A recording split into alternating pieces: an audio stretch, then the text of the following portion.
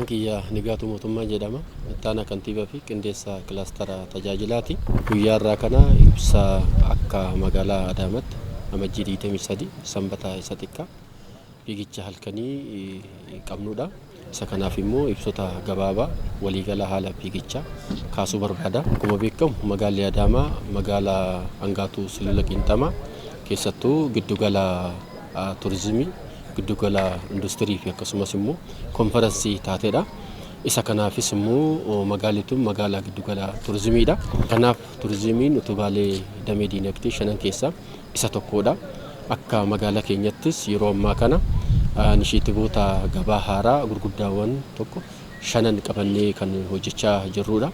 Isaan keessaa inni jalqabaa fiigicha halkanii inishitiivii isaa jalqabaa yeroo ammaa kana qabannee qophiiwwan hundaa xumurre kan hojiitti galleedha. Inni lammaffaan immoo konsertiiwwan gurguddaa akka magaalaatti bara kana keessatti qopheessuu qabne jenneet taateewwan isa lammaffaadhanii kan qabanneedha. Sadaffaa irratti sochiiwwan keessattuu dorgommii motoraa wajjin wal qabatu akka magaalaatti fi akkasumas akkuma naannootti sadarkaa naannoottis giddu galeessa godhameen kan qabamee kan hojjetamaa jirudha. Akkasumas immoo nyaata daandiirraa keessattuu nyaata aadaa wajjin wal qabatu kana giddu galeessa goonee gosootawwan nyaata aadaa keenya beeksisuu keessattis gahee guddaa kan qabu, diinagdee maddisiisuu keessattis guddaa kan qabuu fi akkasumas immoo aadaa keenya beeksisuu irrattis gahee guddaa kan qabu kana giddu galeessa goonee taateewwan kana bu'uuran kan hojjechaa jirrudha. Akkasumas immoo deemsa miilaas giddu galeessa goonee waliigalatti taateewwan shanan tokko bara kana keessatti hojiiwwan inishitiivii haaraa gabaa haaraa turizimiidhaan kan hojjechaa jirrudha. Kanaaf turizimiin amala isaatiin diinagdee maddisiisuu, aadaa beeksisuu, walitti dhufeenya hawaasaa fiduu irratti gahee guddaa kan qabudha. Kanaaf amajjii 23 akka magaalaa keenyatti fiigicha guddaa halkanii jechuudha qabanneera. Yeroo jalqabaatiif fiigichi guyyaadha kan gaggeeffamaa ture. Haa ta'uutii akka magaalaa keenyatti immoo fiigicha halkanii keessattuu sa'a tokkoon booda irratti hanga sa'aatii 3 giddu galeessa kanaan hawaasni keenya bal'aan akkaataa irratti hirmaatee fiigicha kana fiiguu danda'u kan itti deemaa jirrudha. Isa kanaafis immoo kaayoon fiigicha kana kaayoowwan gurguddaa jaan tokko kan qabudha. Isaan keessaa magaalli keenya akkuma beekamu magaalaa giddugala industirii, giddugala turizimii fi konferensiiti gaafa jennu magaalli kun isa kanaaf immoo bu'uurarraa hojiiwwan akka magaalaatti hojjetamaa turan keessattuu miidhagina magaalichaa irratti hojii koriidarii wajjin wal qabatu hojiileen gurguddaa mimmiidhagaa ta'an hoggansa magaalichaatiin kan hojjetamanidha. Isa kanaafis magaala teenya magaala hawwattuu miidhagduu fi jiruuf jireenya hawaasatiif mijattuu taate uumuu irratti hojiin guddaan hojjetameera. Bara kana keessatti koriidariiwwan kiiloomeetira 11 ol ta'an waliigalatti kan hojjetamedha. Isa kanaafis immoo keessattuu turistoota harkisuu keessattis gahee guddaa kan qabuu fi jiruuf jireenya hawaasaa irratti gahee guddaa kan qabudha waan ta'eef isa kanaaf magaala keenya magaala hawwattuu fi miidhagduu taate kana itti fufiinsan kanaa ol hojjechuu fi beeksisuu irratti gahee guddaa kan qaba waan ta'eef isa kanaaf beeksisuuf kan barbaachisedha. Inni lammaffaan magaala keenya keessatti aadaa hojii jijjiiruu irratti keessattuu magaalli sa'aatii 24 guyyaa qofa osoo hin taane halkanis aadaan hojii jijjiirame namni yoo xiqqaate sirna daldala isaa sirna geejjiba isaa sa'aatii kan daangeffamu osoo hin taane sa'aatii 24 akkaataa itti hojjechuu danda'an keessattuu hoteelonni suuqiiwwan daandiirra jiran kunniin diinagdee maddisiisuu keessattis gahee guddaa qaba waan ta'eef isa kanaafis aadaan hojii guyyaa qofa osoo hin taane halkanis walitti fufiinsaan akkaataa itti cimuu danda'amuuf kaayoo kanaaf kan barbaadan ta'uu isaati. Inni sadaffaa irratti diinagdee maddisiisuu keessattis gaafa laallu kanaaf carraawwan hojii keessattuu gama qonnaatiin gama imaaxaatiin waliigalatti jiran kunniin koriidariiwwan keenya diinagdee maddisiisuu qaba waan ta'eef isa kanaaf guyyaa qofa osoo hin taane halkanis akkaataa itti hojjetamuu danda'uuf kana beeksisuu keessattis gahee guddaa kan qabudha. Inni biraa fayyummaa hawaasaati jechuudha. Koriidariiwwan hojjetaman kunniin daandii miila qabanii akkasumas saayikilleenis waliigalatti kan qabudha. Akkasumas daandiiwwan konkolaataa kan qabudha. Kanaaf yeroo ammaa kanatti paakeejii guutuudhaan kan hojjetame waan ta'eef kanaaf namni kamiyyuu gara manaa osoo hin galiin duratti sochii qaamaa kiiloomeetira 1 kiiloomeetira 2 akkaataa taasisuu qabuu fi fayyummaa isaas akkaataa itti eeggachuu danda'amu kun waliigalatti kan nu barbaachise ta'uu isaati. Kanaaf deemsa miilaatiin kan fiiguu deemuu danda'u deemsa miilaatiin fiigicha immoo akkaataa humna isaatiin fiiguu danda'u waliigalatti wakweewwan qophaa'an saayikilleeniiwwan waliigalatti qophaa'an kaayolee kanniiniif waan ta'eef inni kun immoo waliigalatti hawaasa fayya qabeessa uumuu keessatti gahee guddaa kan qabudha waan ta'eef kunis akka kaayoo tokkotti kan qabannee jirudha. Inni biraa nageenya wajjin wal qabatu keessattuu magaalli Adaamaa magaala ambaasaadara nageenya sabab sablammiin kamiyyuu kan keessa wal kabajee wal utubee kan jiraatudha. Isa kanaaf immoo nageenyi waaraan amma argame kun gara fuulduraatti itti fufiinsa qabuun akkaataa itti deemuu danda'uun waliigalatti hawaasni keenya fiigicha kanaan akkaataa itti mirkaneessuu danda'uun dhimmoonni waliigalaa uumamanii kan jiran ta'uu isaati. Hundaa olitti immootu fiigichi amajjii 23tti qabanne kun kaayolee kanniin giddugaleessa qabaate fiigichi kun kan fiigamu kiiloomeetira 5 waliigalatti ka'umsisaa addabaabayii Daraartuurraa kaasee hanga marfata hoteela Haayilee gidduu sanitti isarraan deebi'eet kan xumuramus marfata Daraartuurratti kiiloomeetira 5 kan fiigamu. Kanaaf immoo hawaasni keenya sadarkaadhaan qophii guddaa gochaa tureera. Xiqqaatee hawaasni asirratti hirmaatu 10,000 kaasee hanga 20,000 hirmaattonni asirratti fiiguu danda'an waliigalatti kun karaa garaagaraatiin tiishartiiwwan 10,000 ol ta'an yeroo ammaa kana kutaalee hawaasa keenya biratti kan gahanidha. Akkasumas immoo tiishartiiwwan kanneen biraas yeroo ammaa kanatti raabsamaa kan jiranidha. Kanaaf hawaasni keenya kaayoleewwan gurguddaa jahan kana giddugaleessa godhee waliigalatti fiigicha kana kan fiigudha.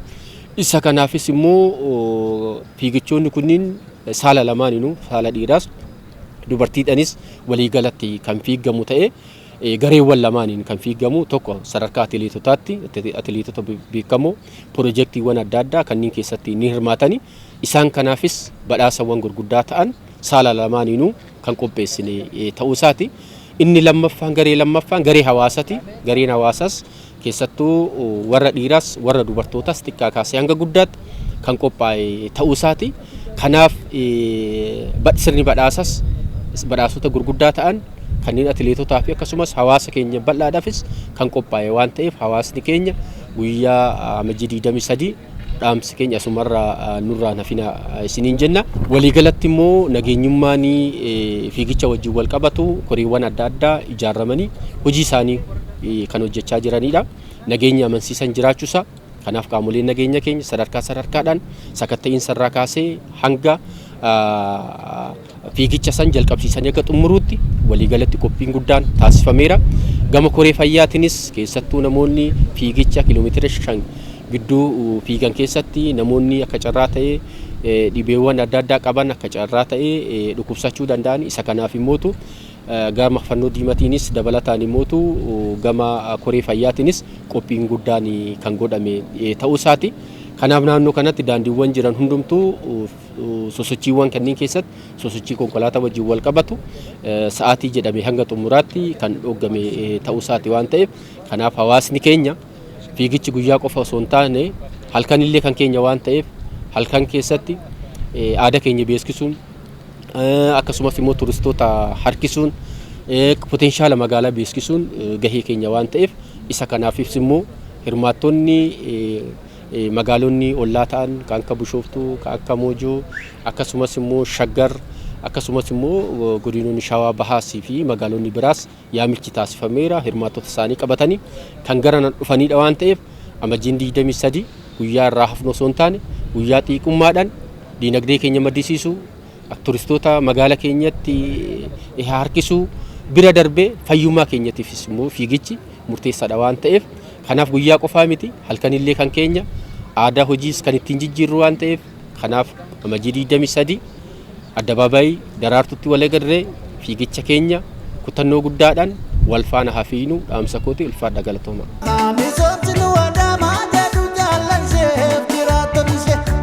Guddaa galatooma guyyaa irraa kan asitti argamneef fiigicha halkanii magaalaa Adaamaatti amajjii 23 halkan geggeeffamuufidha.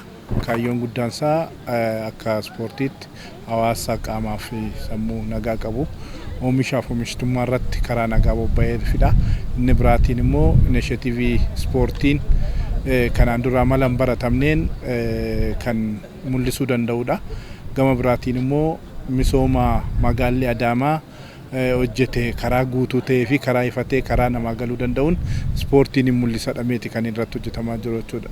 Sochiiwwan ispoortii akka naannoo keenyaatti hojjetamaa tureeni misooma ispoortii hojjetamaa tureen gurmaa'insoota ispoortii ciccimaan hojjetameera.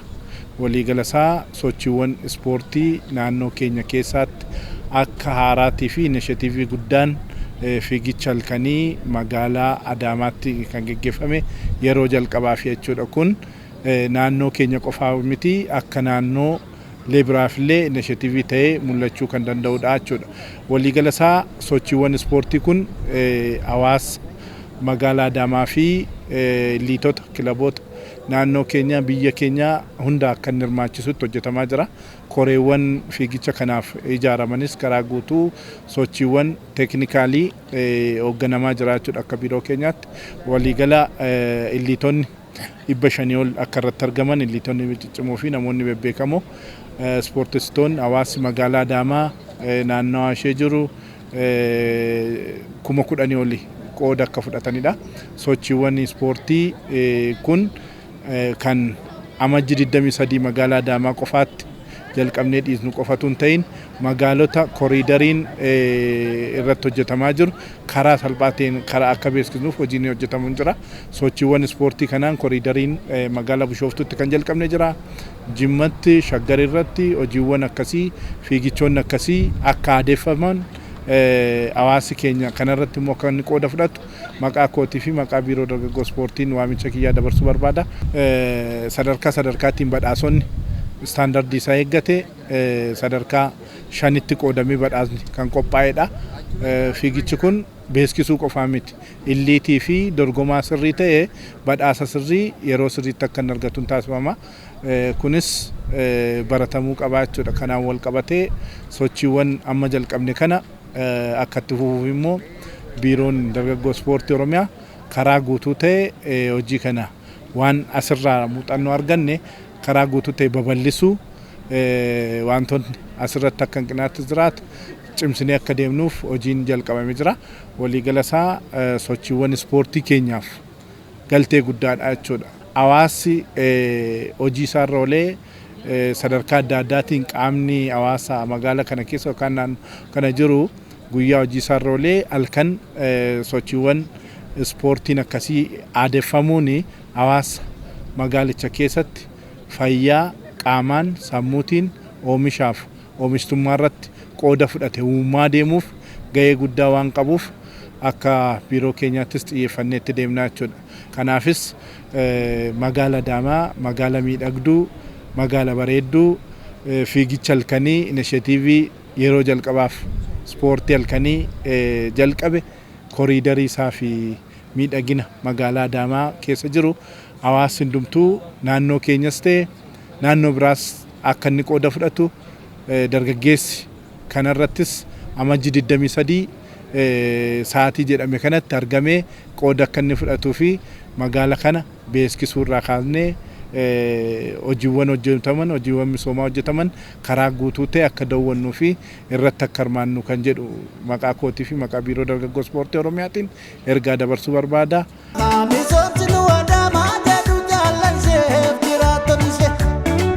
Galatoomaa maqaan kiyya Naggaa Wadaajoo jedhama. Komishinara itti aanaa Komishinii Turizimii Oromiyaati. Egaa magaalaa kanatti walgahiidhaafis ta'ee akkasumas immoo dhimmoota daldalaa gara garaatiif namoonni hin dhufu. Bashannanaaf hin dhufu. Fira gaafachuuf hin dhufu. Barumsaaf hin dhufu. Sababoota adda addaatiif mana jireenya isaanii irraa fagaatanii gara magaalaa kanatti imalu. Gara magaalaa kana dhufanii turanii yeroo deebi'an magaalaa kana akka isaan yeroo hundumaa yaadatan magaalaa kana yaadanii jaallatanii akka deddeebi'anii dhufan namoota biraan akka fidan barbaanna jechuudha. So magaalaan kun hawwatu turizimii ishee guddoodha. Walgahiiwwan gurguddoo akka biyyoolessaas ta'ee kanuma sadarkaa addunyaas ta'ee sadarkaa Afrikaattis jiran sadarkaa naannoo jiran hedduu isaa keessummeessuudhaan beekamti. Haalli jireenyaa isaa akkasumas immoo nageenyi isaa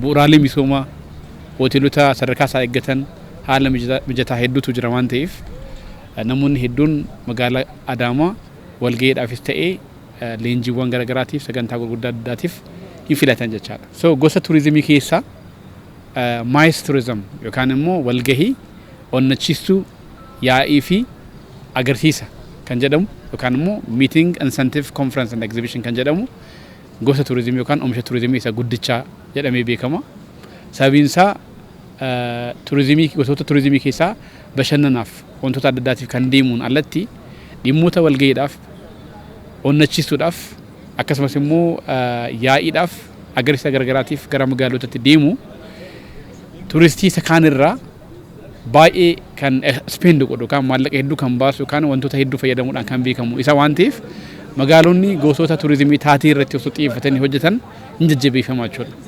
Kanaaf mootummaan naannoo Oromiyaa koomishiniin turizimii Oromiyaa kan irratti xiyyeeffatee turizimii magaalotaa akka beekamu hojii bal'aa hojjetaa tureera jechuudha. Magaalaan Adaamaa immoo seenaa dheeraa qabdi dhimma taatee turizimii wajjin wal qabatee ispeeshaalii walgahiiwwan konferensiiwwan gurguddoo yaa'iiwwan gurguddoo qopheessuutiin beekamti. Kana cinatti taateewwan ispoortii garaagaraa taateewwan faashinii taateewwan muuziqaa taateewwan garaagaraa qopheessuudhaan faayidaa damee turizimii irraa argattu karaa kanaan illee argachuu akka dandeessu hin barbaadama. Kanas immoo bu'uura godhachuudhaan immoo magaalaan Adaamaa xiyyeeffannoo addaatiin taatee turizimii magaalicha keessatti babal'isuudhaaf hojiin garaagaraa jalqabeera. Kana keessaa immoo tokko taatee fiigicha galgalatti gaggeeffamudha.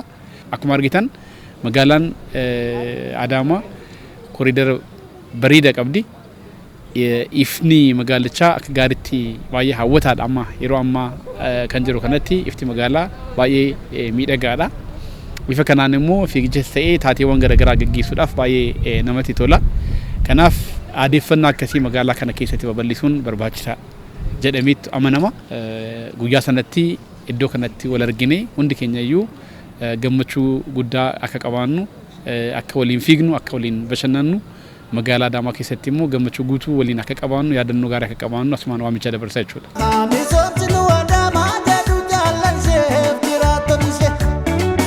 አመሰግናለሁ። አርቲስት ኢሳያስ መለሰ እባላለሁ። የላንድ አፍሪካ ዋና ስራ አስኪያጅ ነኝ። እንግዲህ የምሽት ሩጫ ዋናው ሊዘጋጅ የቻለበት ምክንያት አዳማ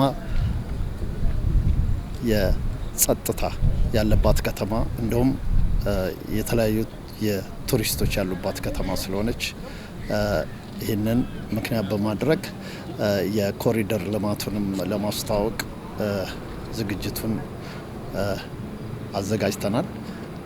አሁን ጥር 23 በሚካሄደው የምሽት የጎዳና ሩጫ ላይ ሁሉም ማህበረሰብ ይሳተፋል ብለን እናምናለን። ከተማችን ውብና ጽዱ እንዲሁም የስምጥ ሸለቆዋ እንቁ ዋና ከተማ እስከመሆኗ መጠን ብዙዎቹ ለስብሰባ እንዲሁም ለመዝናኛ የሚመርጧት ውብ ከተማ ናት። ይህንኑ ምክንያት በማድረግ እንግዲህ ከተማችንን መርጠን ላንድ አፍሪክ እነሆ በጥር 23 ቅዳሜ ከ10 ሰዓት ጀምሮ የ5 ኪሎ ሜትር ሩጫ ያካሂዳል። የከተማችን ማህበረሰቦች በዚህ ውብ በሆነች ከተማ ላይ ምሽቱን በፍቅር እንድታሳልፉ እያልኩኝ ቅዳሜ በሚዘጋጀው ፕሮግራም ላይ ሁላችሁም ተጋብዛችኋል። የከተማውን ከንቲባችንን ባለስልጣናትን በየተዋረዱ እጅግ በጣም አብዝተን እናመሰግናለን። ቢሮአቸውን ክፍት አድርገው ስለተቀበሉን እጅግ በጣም እናመሰግናለን። ከተማችን ውብና ጽዱ የኢንቨስተሮች የኢንቨስትመንት እንዲሁም የቱሪዝም ከተማ ነች።